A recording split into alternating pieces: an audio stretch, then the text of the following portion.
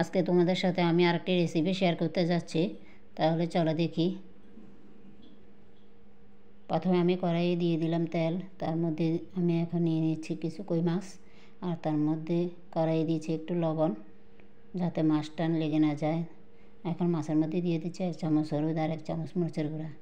এখন এটা আমি মেখে নিচ্ছি এক এক করে। এখন আমি কড়াইয়ে দিয়ে দেবো মাছগুলো। এটা ভাজা হলে আমি এটাকে তুলে নেব। আমি এক এক করে সব মাছ ভেজে তুলে নিয়েছি।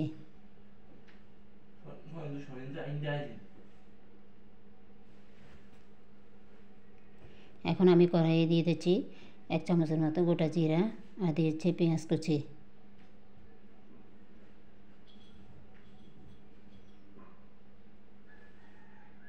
একটু নাড়াচাড়া করে আমি এখন তার মধ্যে দিয়ে দেব আদা 1 চামচ আদা রসুন বাটা।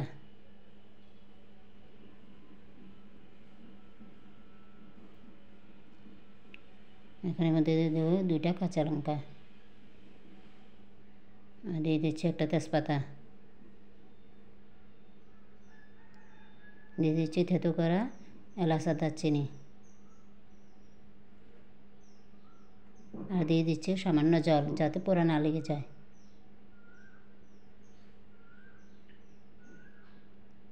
এখন এর মধ্যে আমি দিয়ে দিচ্ছি 1 চামচ লবণ, 1 চামচ হলুদের গুঁড়া, 1 চামচ মরিচের গুঁড়া,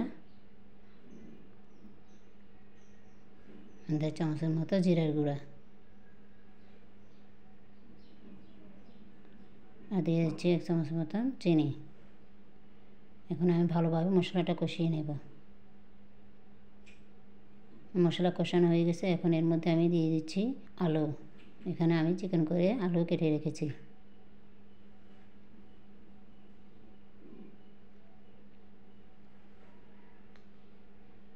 একটু নাড়াচাড়া করে এর মধ্যে আমি দিয়ে দেবো সিমের বিচি। এই সিমের বিচিটাকে আগে আমি একটু ভাপিয়ে নিয়েছি যাতে গন্ধ না লাগে, এর মধ্যে একটা গন্ধ থাকে।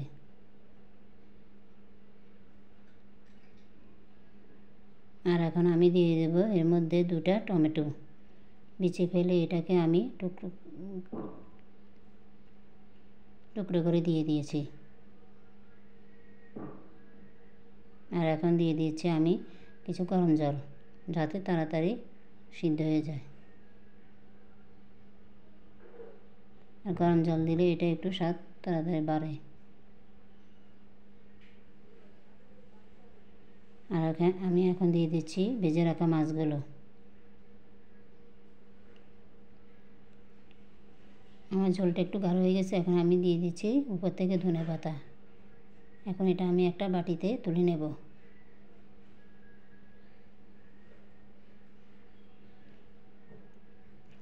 আর আমার এই রেসিপিটা যদি তোমাদের ভালো লাগে তাহলে আমাকে লাইক কমেন্ট শেয়ার করে আমার পাশে থাকবে, আর আমার পেজটা ফলো দিয়ে রাখবে।